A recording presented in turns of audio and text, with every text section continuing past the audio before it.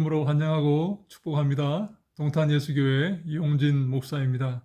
하나님의 사랑하심과 은총이 여러분들의 삶과 가정 위에 또 교회 위에 늘 함께 하시기를 간절히 소망합니다. 오늘은 성경의 주제 7번째 칼빈의 5대 교리에 대해서 한번 생각해 보고자 합니다. 칼빈주의에 중요한 5대 교리가 있는데요. 많은 장로교 교단들이 이 교리들을 받아들이고 있습니다. 그렇게 보면 개신교회는 크게 두 가지 교리가 있다, 그렇게 말씀드릴 수가 있습니다. 칼빈주의가 있고 알미니안주의라는 것이 있습니다. 칼빈주의와 알미니안주의의 큰 차이점은 바로 인간의 자유의지를 강조하느냐 인정하지 않느냐의 차이입니다. 칼빈주의는 인간의 자유의지를 인정하지 않고 알미니우스가 주장했던 알미니안주의는 인간의 자유의지를 굉장히 강조합니다. 그렇다고 해서 이 알미니안주의가 이단이냐 잘못된 것이냐 그렇지도 않습니다. 감리교나 침례교나 오순절 계통의 많은 교회들이 이 알미니안주의를 채용하고 받아들이고 있습니다.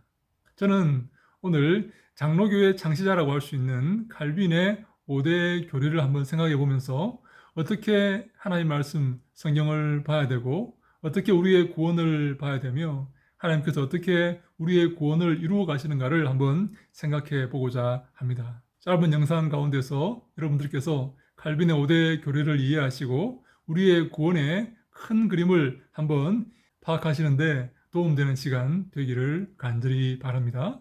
칼빈주의에 5가지 교리가 있는데요. 그 이니셜, 영문 이니셜을 따면 튤립이 됩니다. 튤립, T-U-L-I-P. 그래서 튤립 교리다, 그렇게 말하기도 합니다. T가 무엇입니까? T는 Total Inability라고 하는데요. 전적 무능력이라는 말입니다. 근데 어떤 사람은 Total Depravity라고 해서 전적 부패라고 말하기도 합니다. 저는 개인적으로 전적 부패가 더 옳은 주장이다 라고 생각을 합니다. 무슨 말입니까? 인간은 구원을 얻기 위해서 전적으로 무능하다라는 말입니다. 디프레브티로 설명하면 인간은 구원을 얻기 위해서 무능한 정도가 아니라 능력이 있고 없고를 떠나서 완전히 죽어서 부패했던 존재이다 라는 말입니다.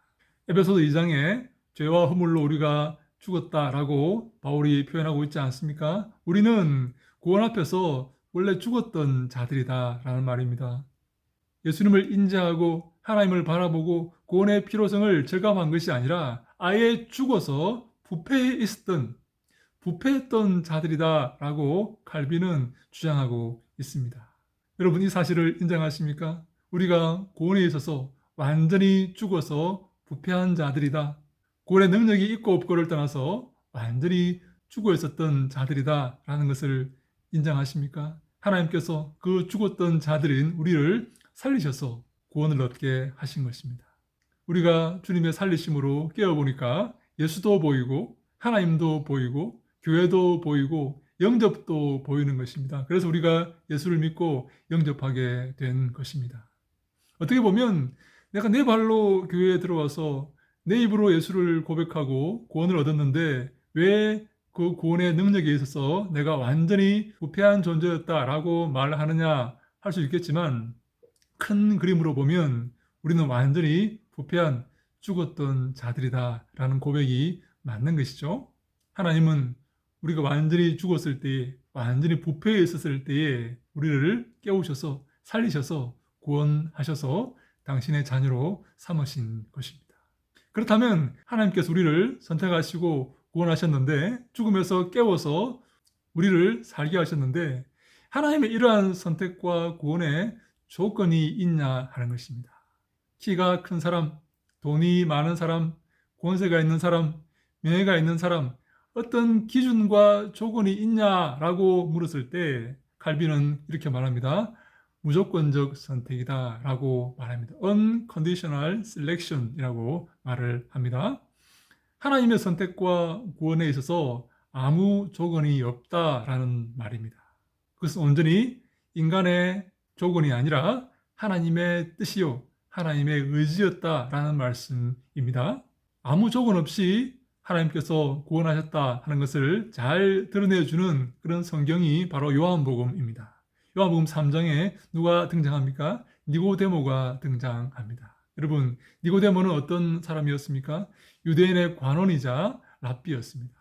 오늘날 식으로 말하면 국회의원이자 교수였다, 그렇게 말할 수가 있는 것입니다. 사회에서 존중받을 모든 조건을 갖춘 사람입니다. 그보다 더 좋은 조건을 가진 사람이 있을까요? 그런데 그는 하나님을 알지 못합니다. 구원이 무엇인지 알지 못합니다.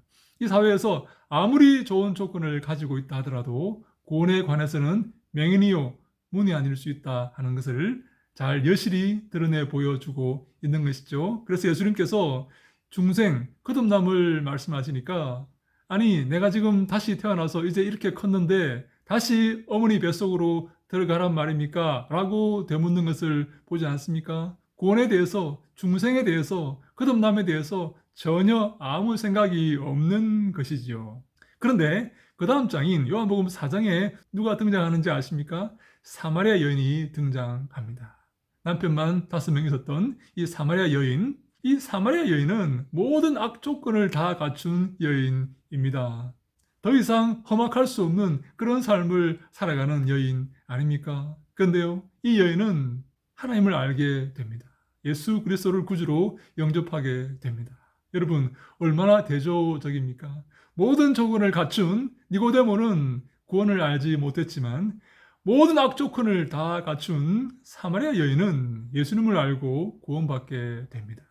이러한 요한복음의 보도는 무엇을 설명하고 있습니까? 구원에 있어서 인간의 조건이 아무런 쓸모가 없다 하는 것입니다. 하나님은 가장 좋은 조건의 니고데모를 버릴 수도 있고 가장 악조건의 사마리아 여인을 구원하실 수도 있다 하는 사실입니다. 그러므로 우리의 구원은 unconditional selection입니다. 무조건적 선택입니다. 아무런 조건이 없습니다. 하나님은 주님의 뜻대로 우리를 구원하셨습니다. 그리고 주님의 뜻대로 구원받지 못한 사람은 버림받은 자들입니다. 거기에 인간적인 조건이 없습니다. 그래서 우리는 하나님의 선택을 받은 우리는 하나님께 감사해야 됩니다. 아무런 잘난 것이 없지만, 아무런 선택받을 만한 이유가 없지만 하나님은 그 사랑으로 당신의 자녀로 삼으시고 우리를 구원으로 인도하시는 것입니다. 여러분 감사하지 않습니까? 기쁘지 않습니까? 하나님을 찬송하고 하나님께 영광 돌리며 그리스도의 뒤를 따라야 하지 않겠습니까? 평생 주를 위해 기뻐하며 감사하며 살아야 하지 않겠습니까? 그것이 바로 구원받은 자, 선택받은 자의 바른 삶의 태도일 것입니다. 그렇다면 모든 사람이 다 구원을 받을 수가 있는 것입니까? 하나님은 그 구원을 모든 사람에게 선물로 주시는 것입니까? 하나님은 당신의 선택을 모든 사람에게 다 베푸시는 것입니까? 그렇지 않습니다. 그렇지 않습니다. 칼빈은 그것을 제한 속죄라는 말로 표현하고 있습니다. Limited Atonement라는 말입니다.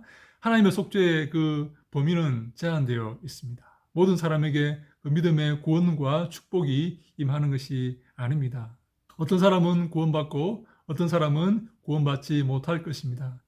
구원받지 못하는 사람을 유기라고 표현합니다. 그렇다면 이렇게 질문할 수 있겠죠. 왜 하나님은 저들을 유기하십니까? 왜 하나님은 일방적으로 이 사람들을 아무 조건 없이 선택하시고 아무 조건 없이 저 사람들을 유기하십니까? 라고 여러분 반문할 수 있지 않겠습니까? 그런데 인간은 그렇게 반문할 수가 없습니다.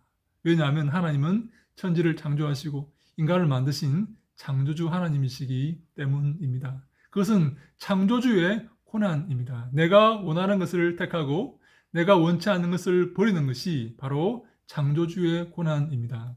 로마서에 토기장의 비유가 나오지 않습니까? 토기장이가 토기를 굽고 좋은 것을 선택하고 좋지 않는 것을 깨버리는 것과 마찬가지입니다.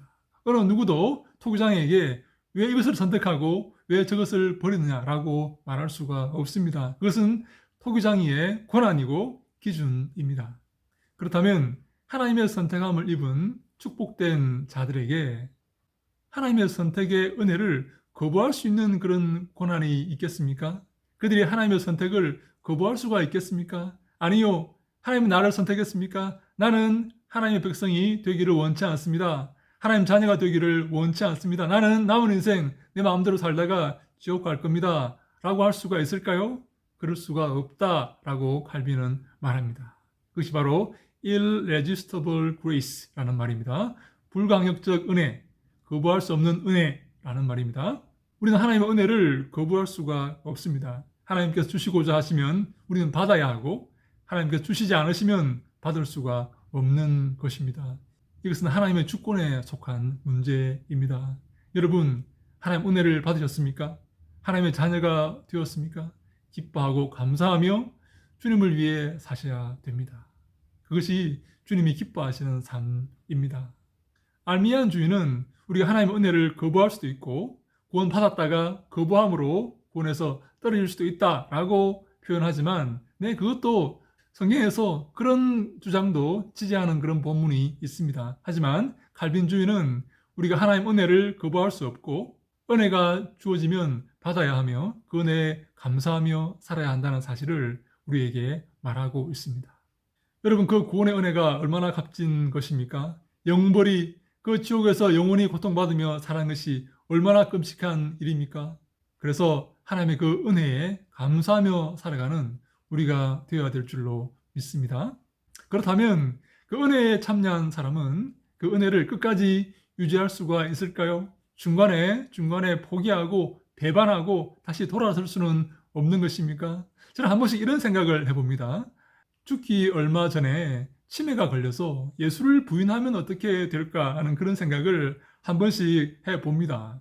우리의 이 믿음의 여정이 끝까지 승리로 이어질지 여러분 확신하십니까?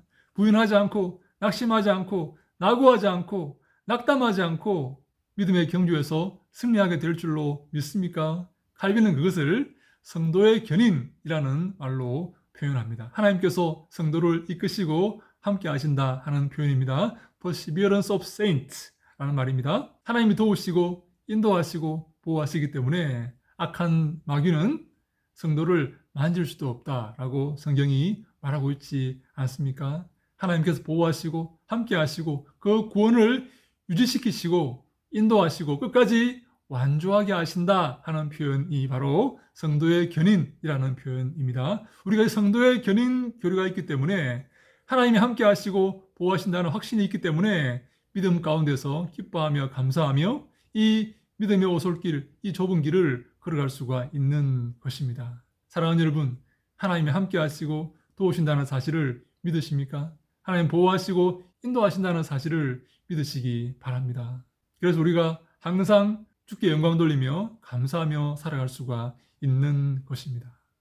이렇게 5가지 교리가 바로 칼빈의 5대 교리입니다. Total Depravity, 전적 타락, Unconditional Selection, 무조건적 선택, Limited Atonement, 제한 속죄, Irresistible Grace, 거부할 수 없는 은혜, 불가항력적 은혜, Perseverance of Saints, 성도의 견인. 여러분, 이 5가지 교리가 마음에 드십니까?